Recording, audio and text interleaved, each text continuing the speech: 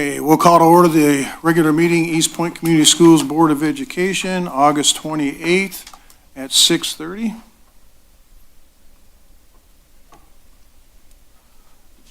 Please call the roll. Mr. Grunberg. Here. Dr. Early. Here. Mr. Williams here. Mr. Roscoe. Here. Mrs. Rayford. Here. Mrs. Richardson. And Mrs. Grunberg. Here. If we could all stand for the pledge, Dan will lead us. With allegiance to the flag of the United States of America and to the republic for which it stands, one nation, under God, indivisible, with liberty and justice for all.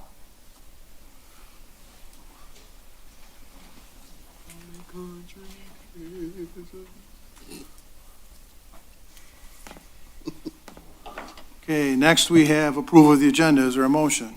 Place forth motion to approve the agenda as written. Support. Please call the vote. Mr. Roscoe. Yes. Dr. Early. Yes. Mr. Grunberg. Yes. Mr. Williams, yes. Mrs. Rayford. No. Mrs. Richardson. Mrs. Grunberg. Yes. Motion carries. Next is the consent agenda. Is there a motion for that? I make a motion to accept the consent agenda presented. Support.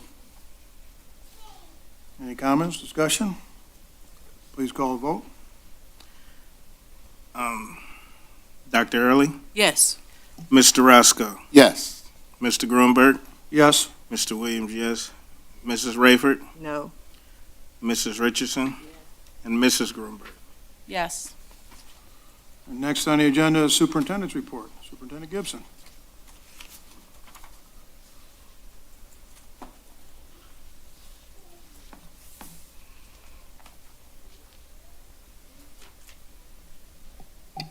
Good evening, ladies and gentlemen of the Board of Education.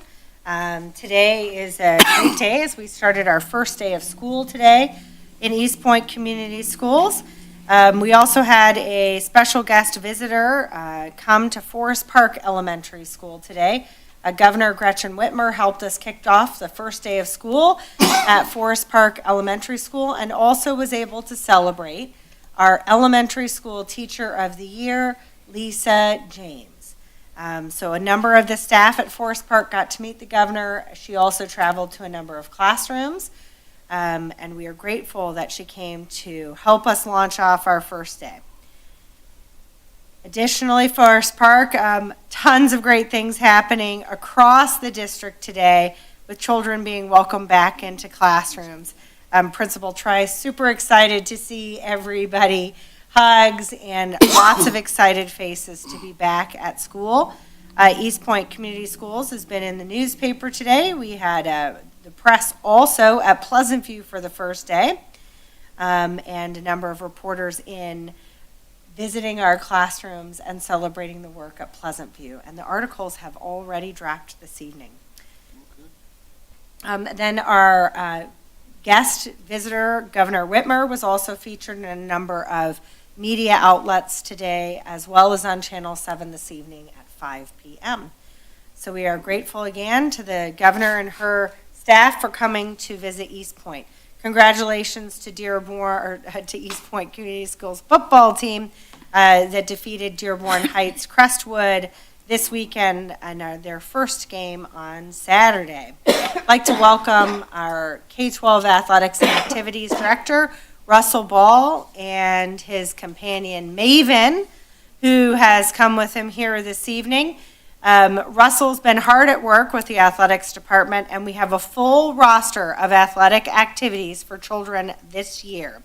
We've got varsity football, volleyball, boys soccer, boys and girls cross country, sideline cheer, 7th and 8th grade football, middle school cross country combined with high school, middle school sideline cheer, and middle school volleyball.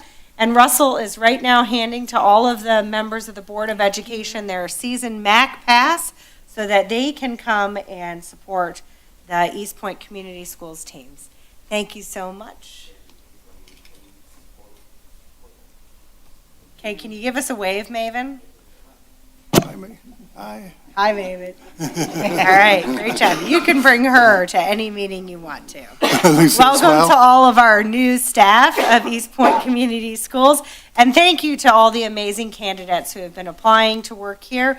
We've been overwhelmed by the high-quality candidates who have expressed their interest in working with us. Upcoming events, we have August 31st, varsity football at Port Huron. No school this Friday or Monday. It is Labor Day weekend. We've got a varsity volleyball home opener versus Lincoln on the 7th. Curriculum nights, lower elementary school on the 12th, upper elementary curriculum nights, and then the secondary buildings will be having their curriculum night on September 21st. We thank all of you for choosing East Point Community Schools. Next up, I'd like to invite Darren McKenna and Robert Carlesso. As part of the superintendent's report, I have asked the team to give the Board of Education and the community regular updates. And for our first meeting coming back to school, we'll be learning more about the construction that occurred this summer, as well as the planning, initial planning for the bond. So turn the microphone over to Darren McKenna and Robert Carlesso.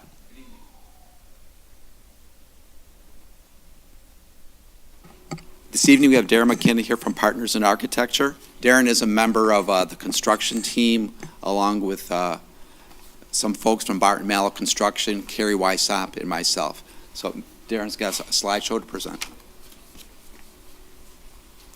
Good evening. Good evening.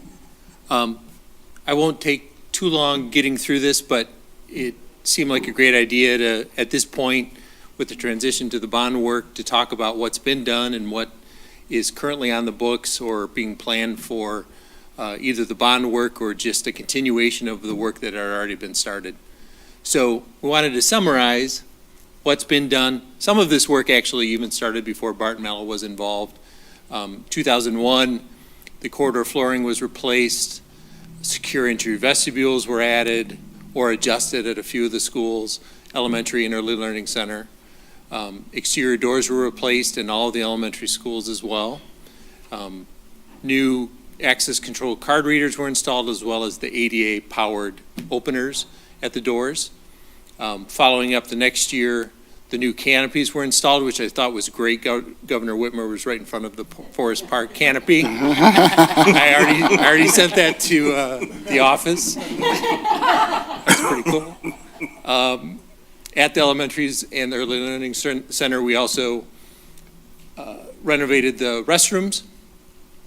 Following up with that, then the corridor and classroom flooring was also done.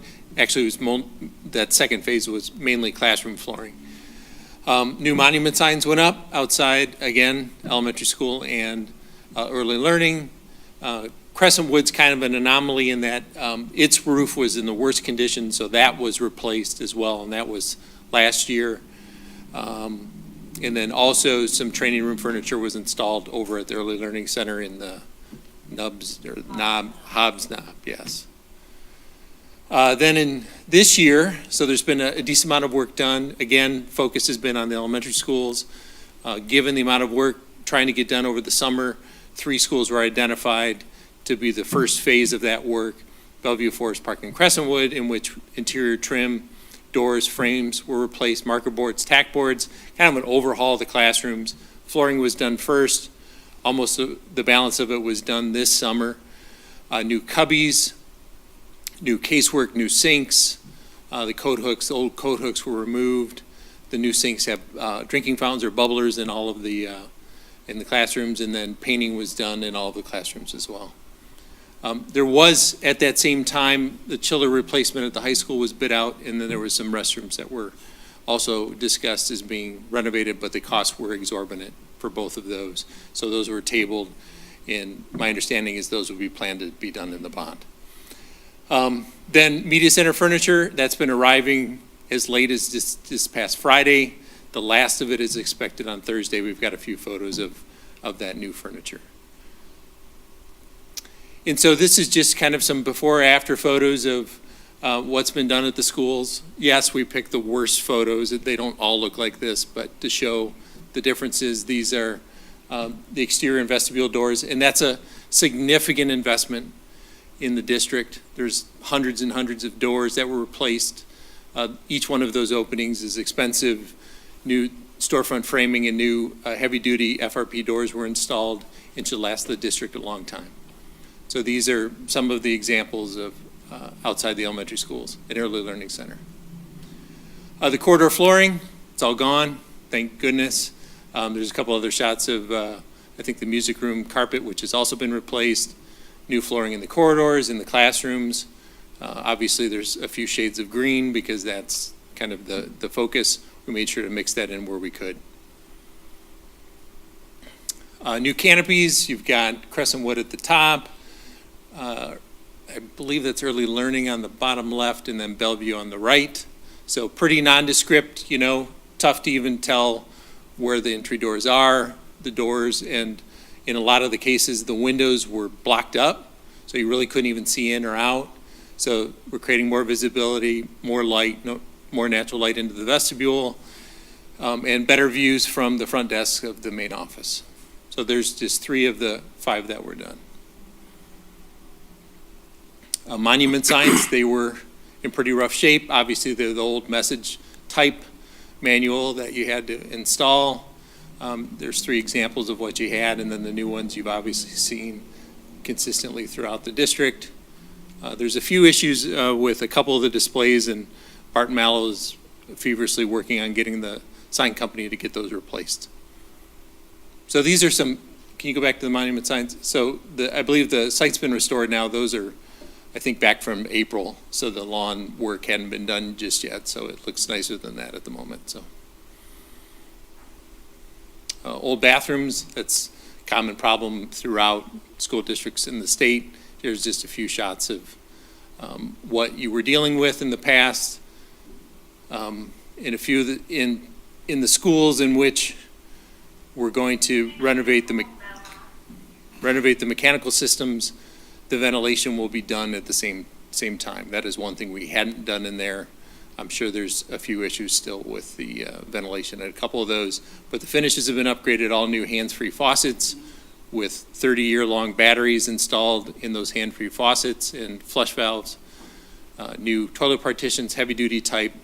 In some instances, we put new tile in, and some we did the tile was bid out as a alternate and was another $100,000, I believe it was, to do all the bathrooms in tile. So where the terrazzo was in good shape, we left it and just put tile in selectively.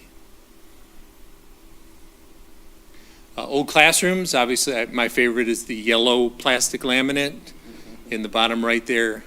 The patchwork of flooring inside the classrooms, and then old trim, and you can see the curtains in the upper left were covering up a number of the old shelving units and casework that in some cases were original to the building.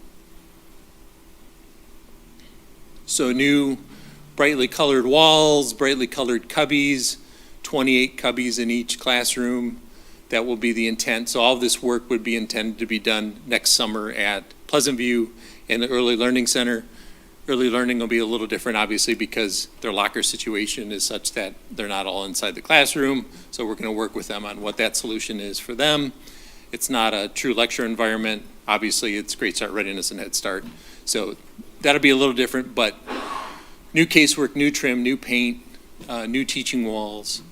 It'll be a little different there. Pleasant View will look just like this. And then I think we're currently looking at getting the furniture committee fired back up for classroom furniture as well. So some of that furniture you're seeing that hopefully will end up being replaced. And then a part of the classroom renovations were obviously the interior doors. They were old, non-fire rated doors. The hardware didn't have closers on it in some cases, and they were just ready for an upgrade. So all the doors now have heavy-duty lock sets. They have indicators which you can see from the inside and the outside of the classroom whether they're locked or unlocked for security, which is great. So first responders can see if they're locked. Also, the teachers know then that they're locked from the inside as well. So So the facelift inside the classrooms was new trim, new cabinetry, for the most part matched what was there. In some cases that was difficult to do, so we modified it a little bit, but they should have as much storage as they did before, if not more. And then, I believe this is the last slide. So like I said, the media center furniture in all of the buildings was showing up. There's still a few left that'll come this Thursday, is my understanding. But you can see some of the new bookshelves, new flexible seating, soft seating, all new tables and chairs with casters so they're easily movable for teacher work groups, obviously, or for the students. The librarians haven't had really time to get set up yet, so you can see the shelves are empty. So we were hoping to get the furniture in there sooner, but they've got it there now, and hopefully we'll enjoy it. It's tough to see in that upper right corner, though. There's, see the multicolored panels in the back with the blue and green? So those are little small group work areas in the high school. So I haven't seen it myself. This is taken by Megan in our office, but I'm excited to see it transformed. So that was work that's been done. There is work that had been bid out, is expected to be awarded or come before you soon. That's the mechanical unit replacement project for Bellevue, Forest Park, and Crescentwood. We've got to coordinate when we're going to get that awarded and coordinated with the bond funds coming online. Because the mechanical units hadn't been replaced at Bellevue, Forest Park, and Crescentwood, there's still some old casework cabinetry on the walls. That'll get replaced next summer along with the new mechanical equipment, which will bring AC to the buildings. So next year also, Pleasant View and Early Learning Center are going to get the same treatment as Crescentwood, Forest Park, and Bellevue. Tack boards, trim, cabinetry, sinks, wall painting. Then the next summer after that, they would then get their mechanical equipment installed. And that's building-wide. So that's classrooms, gym, media center, all new AC in all of those spaces that are student occupied essentially. New ventilation in the bathrooms. So, and that's all been bid out. We have those numbers. It's just a matter of getting that moving. And like I said, summer of 2025, the completion of the HVAC work and the AC will be online. So the reason the AC is going to take so long is because the lead time for the electrical gear, because we're adding AC, we need more power to every one of the buildings. I think it's going from either 1,000 or 1,200 amps up to 1,600 amps. So we can run the HVAC units, we just can't run the AC units. I'm sorry, did you have a question? Okay. So then on that same summer, Pleasant View and Early Learning Center will get their cabinetry replaced on the exterior walls. Following that, and or corresponding, there is work that can be done in 2025 in the summer. That's in addition to what's on that list. That's what's currently in the works. So the bond identified, I believe, 3 priorities for the work, 1s, 2s, and 3s. So you can go through the bond work list that was submitted to Treasury. We had numerous user group meetings as well as leadership meetings to kind of help prioritize those things. There's still work to do. We have a meeting set up in September to hone in on what the next round of work is.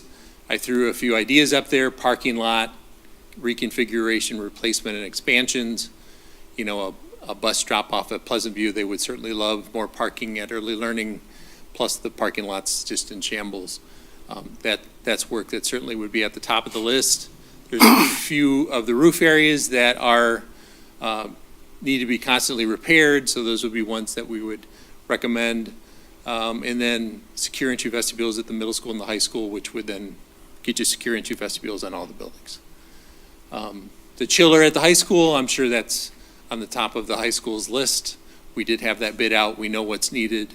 We could go out to bid again, try to get more competitive pricing on that and get some cooling to the high school. Yes? I was spotted that before we got to it, so I figured I'd ask you. Yeah. What exactly will that do for us at the high school if we It'll provide cooling to that first level. Provides cooling to exactly what? Auditorium? I would have to find that out for you. It would pick up that first floor corridor, the main lobby. I just don't remember how far it extends out from there. But You're talking in the old portion of the building. correct, yeah, Are those single chillers or tandem? tandems. Tandems. In part because getting them down there is a challenge. So there's 2 stairs, a couple tunnels, some small door openings to get those in there. So by doing them in tandem, Yeah. we can do smaller units in lieu of one big one, which is what's down there now.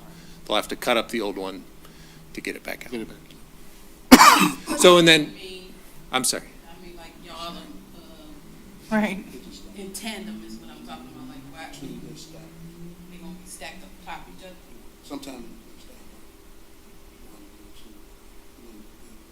So let's say you need 100,000 BTUs of cooling. We would do 275,000 units. So there's some redundancy. One goes down, you're not totally down, the other one can help out. Plus, they're smaller units and they work together when it's really hot out. So one can just run on its own most of the time, but that's why you have I to. get what you say, because when it said chiller and they started, I thought it was gonna be like a walk-in fridge for the Oh, cafeteria, you know? so, Seriously. you know what a boiler does? It carries hot water throughout the building Yeah. through piping. The chiller carries cold water throughout the building. So it's the most efficient way to cool a building, other than opening up the window in the winter. So other is obviously the next round of meetings that we have to determine what's next. And I think Robert's going to talk a little bit about what the plan is for that. Thank you. Thank you. Darren. So we have a couple of committee meetings coming up in September to try to, like Darren said, prioritize the projects. We want to be sure that we're keeping the community in the loop, so we plan on having, some community outreach and possibly like some town hall or focus group meetings at the building as we begin plan work for those buildings. In the next couple months, we'll be bringing a board resolution before you for the first series. We're working once we understand like the estimated cost of this first round of work, we'll bring a board resolution to you, and it'll be for you to approve an amount of the issuance in a not to exceed dollar amount. So at this point, we're thinking maybe 18 to 20 million of the first series. That should give us a little bit of cushion to do some projects. We also like to focus on some projects that are like visible to the community. So if they drive by a building, they can see their tax dollars at work. So it might include some playgrounds.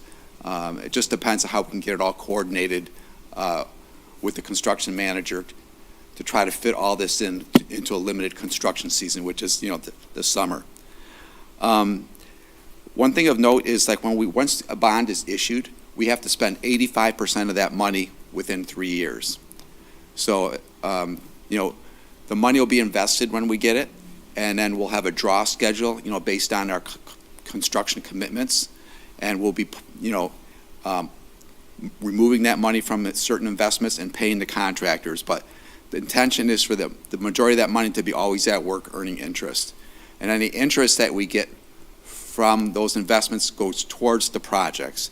It doesn't go towards retiring the debt. It goes into the project. So we could end up with, several $100,000 more of interest income that we could put into these projects, just depending on the interest rate environment.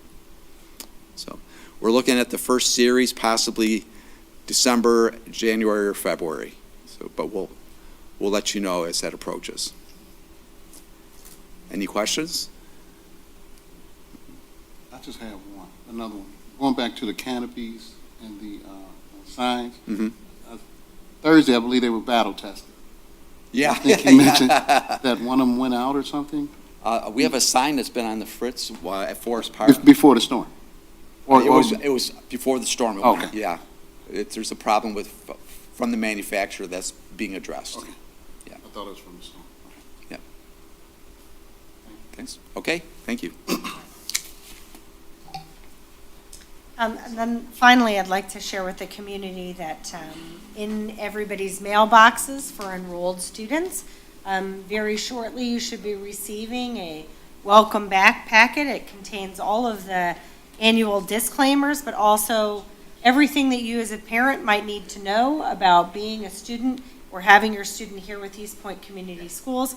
I'd like to thank Caitlin Keenitz and the principals for contributing to this tool. It's got all your calendar information, and so that should be in your mailbox hopefully soon, as well as any transportation communication that may have been waylaid in the postal service.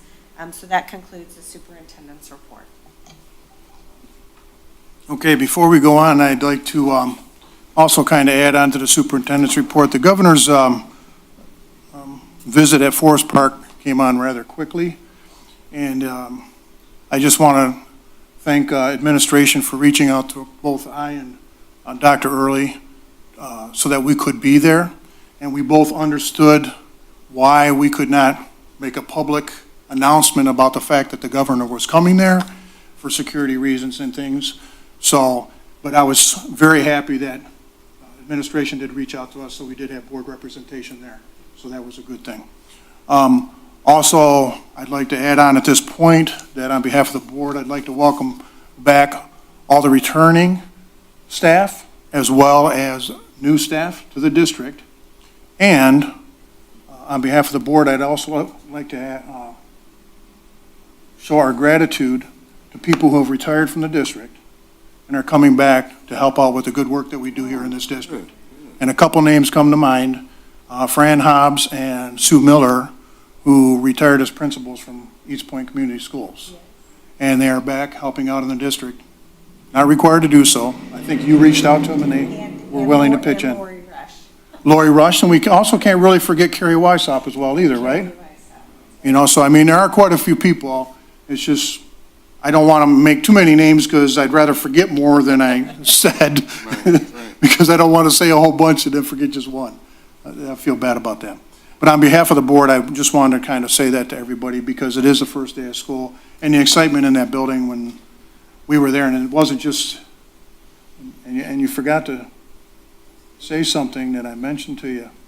There was another announcement you made at that building that kind of shocked everybody, was a surprise to everybody when we were in the gymnasium. Did you say that already? I did say it. Did it zip past me? Did. Oh, she did say that Yes. about the teacher of the year? Yes. Okay, that kind of slid by me. I must have been thinking about something else. But anyways, I was amazed. It caught everybody off guard. And to me, that was almost like the highlight of my day. And it meant so much to her because her mother had just passed away recently. And it meant a lot to her. Good. And I don't know. I mean, I just never seen, the emotion was just unbelievable, and she was so appreciative. So you got the right person for sure. That's it. So we'll move on. Next is hearing of the public. Does anyone wish to be heard? Anyone wish to be heard? Seeing none. Next is discussion action, human resources. This evening, the board has been presented with an MOU between the district and the East Point Federation of Educators. The district would like to bring back longevity. The MOU spells out the additional pay for teaching during your prep, which we feel should be compensated accordingly with the addition of the extra duties, as well as brings back longevity steps for teachers.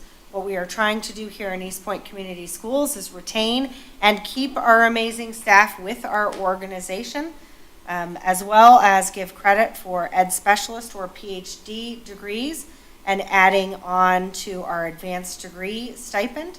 And finally, in the MOU, we were requesting the board approve an addition of a 2% bonus to our staff to be paid on December 10th prior to the Christmas holiday. We will continue to maintain the 5% end-of-year bonus. Okay, I would move that we approve the memorandum of understanding with the East Point Federation of Educators as presented. Support. Any comments or discussion? clarity, you mentioned it's already a 5% at the end of the year, and it'll be additional 2 on top of that, correct? Yep, we would like to expand it to a total of a 7% off-schedule bonus for our employees, 5% to be paid at the conclusion of the year, which the board has already authorized. What we'd like to do is, we've never been able to give our employees a Christmas bonus, and we'd like to be able to give our employees a Christmas bonus this year using that off-schedule money. Thank you, Madam Chair. Any others? Yeah, I have a question. Exactly what does the data show about expanding longevity as far as it keeping staff? And I say that only because of past experience I know with other schools that it has not worked. Right now, East Point Community Schools has some, and Stephanie Fleming, please feel free to jump in. Our data indicates that staff members will stay around 3 to 5 years with the organization. Adding longevity back on, we'd like to have employees see themselves staying here with us longer. We'd also like to reward the employees who have been with us, many of whom took a 25% pay cut in 2011. And this honors the work. What's happening in the field right now of education is that there are many districts that are able to beat our wages and offer wages to experienced teachers that are more than what we have on our scale. And so to be more competitive with the veteran skilled teachers who have certifications, we are proposing adding longevity. We did work with the union, and we felt that this was the most equitable way to reward folks who have stayed and invested in our organization.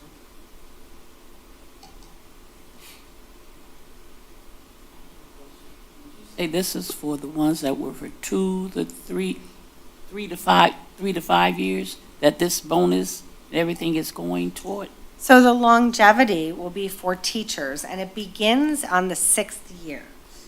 Right now, our wages in East Point Community Schools, we have compressed a 30-step scale down to 15-step scale so that teachers can move to the top faster. Initially, our intent was to roll longevity into that scale.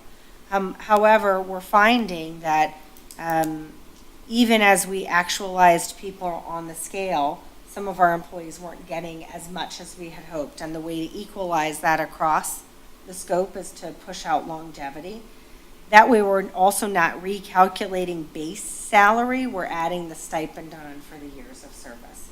We need our veteran staff, we need our veterans sticking with our organization because it helps to bridge the gap between the young employees learning the craft. And we need our veteran teachers to help to teach the younger generation how to work in classrooms and work with students. We hope that this honors the experience and the work of the veteran teachers, and we want them to feel and to see that we care deeply for them and that they're critical to our organization. And one more question, is this for the certified or? This would be for certified teachers, would be the longevity. All EFE employees, paraprofessionals, and teachers will be eligible for the increased bonus.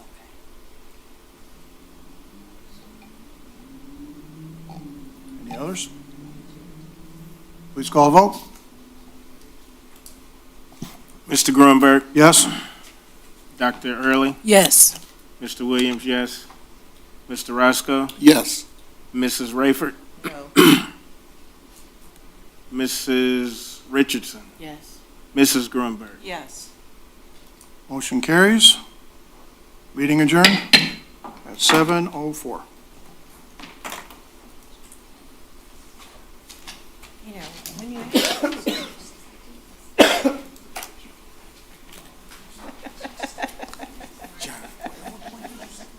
I said it during the, while I was It was going through the earlier. pictures. Yeah, it was earlier. Yeah. Looking at All right, you said it earlier. You got 10 minutes. Uh-oh. You got